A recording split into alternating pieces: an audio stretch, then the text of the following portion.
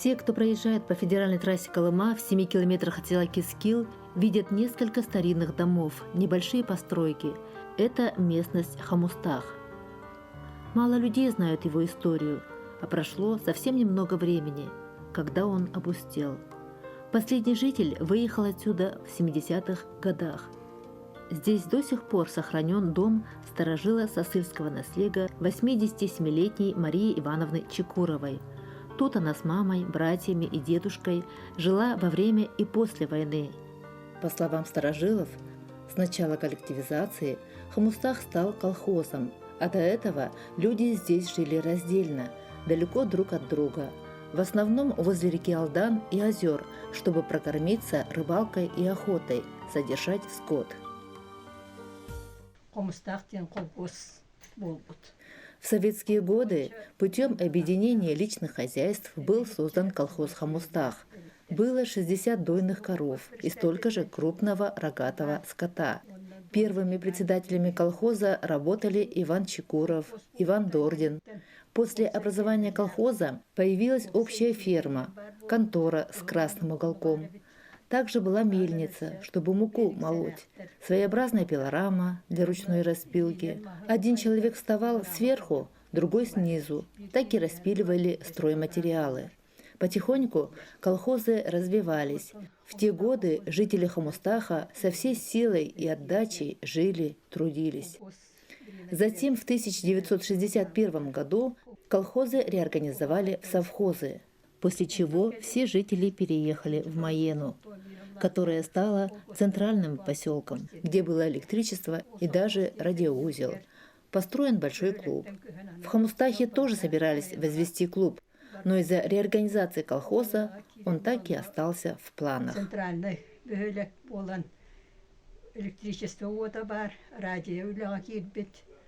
В Хамустахе были десятки дворов.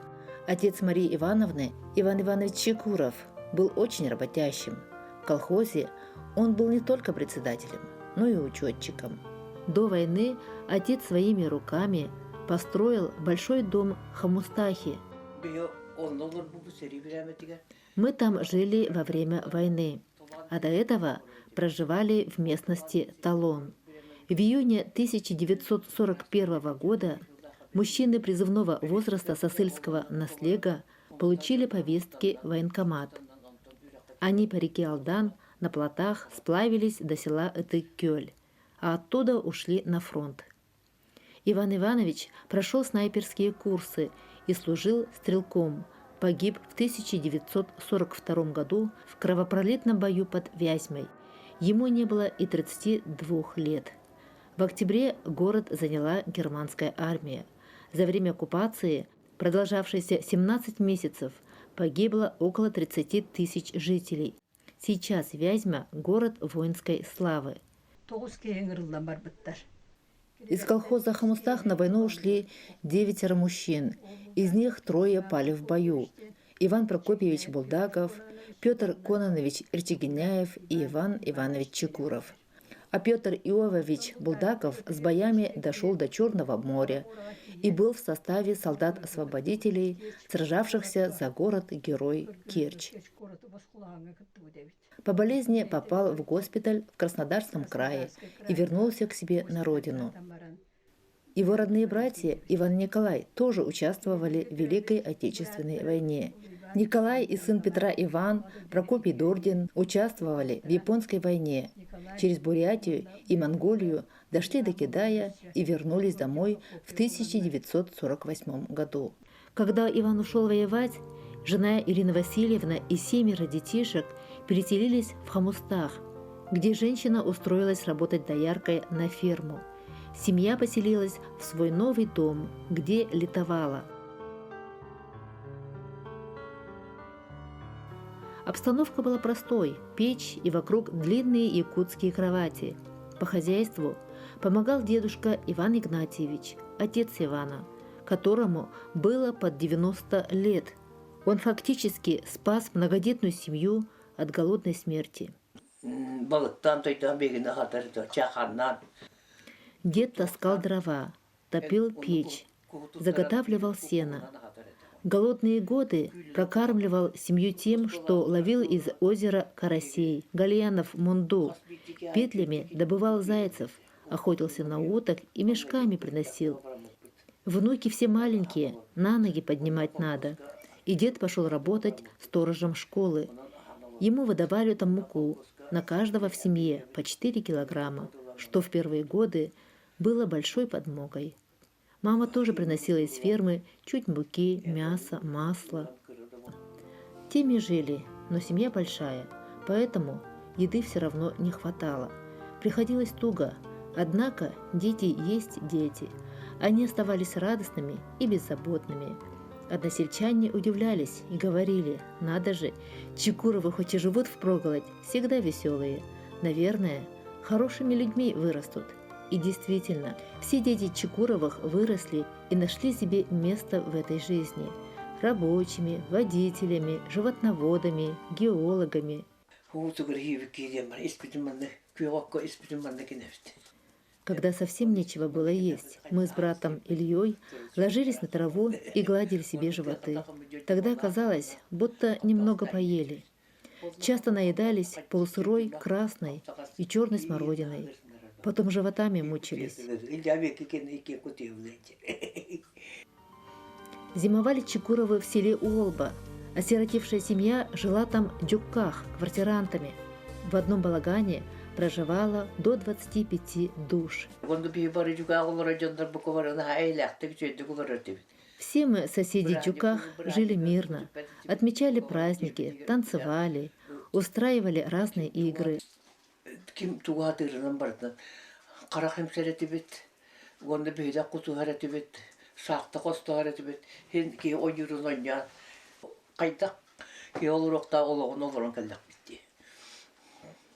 Несмотря на войну, жизнь шла своим чередом. В те годы в Уолбе было многолюдно. Это место было своеобразной перевалочной базой. Народу очень много приезжало. Извозчики, строители дальстроя. От них узнавали все новости, где, что произошло. Что удивительно, двери сиротского дома не закрывались. Гостей и постояльцев было много. Всем им находили горячий чай и доброе слово.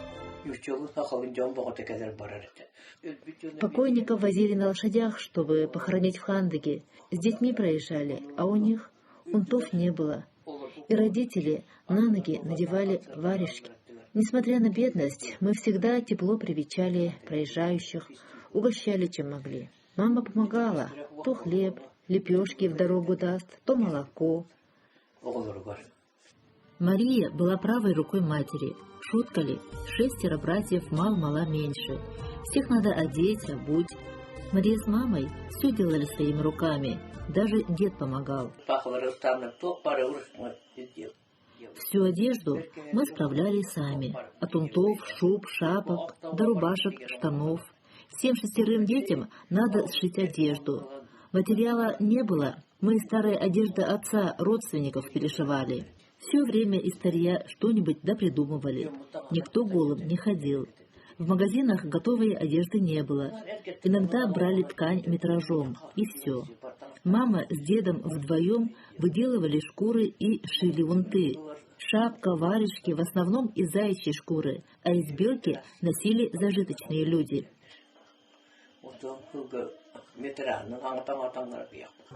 Рядом с колхозом Хамустах были и другие – Маена, Кытыл, Алас. Центром была Маена. Все были удалены друг от друга на 7 километров.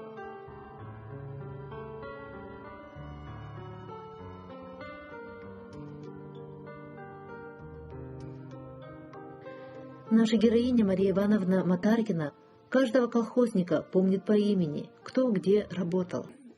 В войну бригадиром колхоза был Иван Дордин. Потом он стал председателем Хамустах, учетчиком Афанасий Чекуров, кладовщиком Татьяна Булдакова, Федор и Григорий Булдаковы были сенокосчиками. В трудные годы войны большой вклад в развитие колхоза Хамустах внесли Майя Артигеняева, Степанида Алексеевна Чекурова, Наталья Алексеевна Чекурова, Мария Николаевна Булдакова и моя мама Ирина Васильевна Чекурова. Чекурова Ирина Васильевна Минья. Голодные годы научили Марию Ивановну запасливости и щедрости. Такая привычка сохранилась до сих пор. Пока не сделает запас продуктов, ничего другого не купит. А еще она очень любит, когда приходят гости. Как в детстве, пока не накормит и не напоит, никого не отпустит.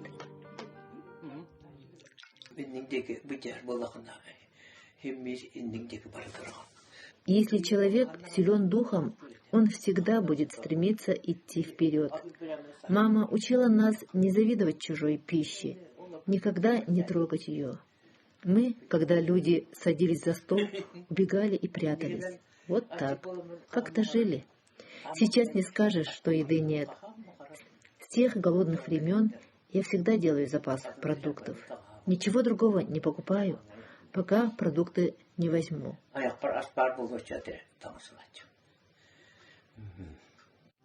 Сейчас Марии Ивановне Матаркиной 87 лет. Активная, волевая. В свои годы она сама хозяйничает по дому и по дворью. Секрет крепкого здоровья долгожительницы в правильном питании и здоров северной природы, в добром веселом нраве, а также в физическом труде. В молодости Мария Ивановна трудилась пастухом, дояркой, потом 30 лет рабочей в Орсе Хандыка-Уголь.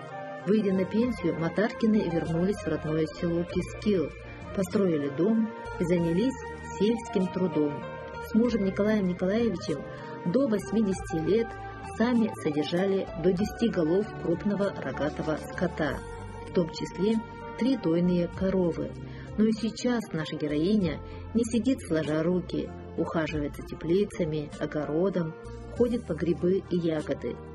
Зимой на столе полезный чай с разнотравием и березовыми почками, варенье из одуванчиков, боярышника, шиповника, весной борщ с крапивой, ботвой. Так и живет, все сама и в постоянном труде, который в радость. Мария Ивановна учит детей и внуков все уметь делать своими руками. Нет такого дела, которое не сможет сделать человек, считает она. Вот и сейчас пора готовиться к цеху, плести веревку для соломы. Супруги Матаркины родили и воспитали 3 дочерей, 3 внуков и правнучку. Старшая Ольга недавно переехала из Якутска к маме в село Кискил. Средняя Анна живет в Подмосковье, а младшая дочь Ирина в Хандыке. Супруги Марии Ивановны и Николай Николаевич Матаркины занесены в Книгу почета Республики «Золотая семья». Моя бабушка очень жизнерадостная, любит петь и танцевать. Еще она очень трудолюбивая. До 81 года она держала лошадей и коров. Дома всегда было свежее молоко, сметана, масло. Также бабушка очень часто пекла лепешки. Всем этим она делилась с соседями. Очень теплые воспоминания. Также бабушка очень часто вспоминает своего отца, свою семью. И Хамуста для нее это действительно особенное место.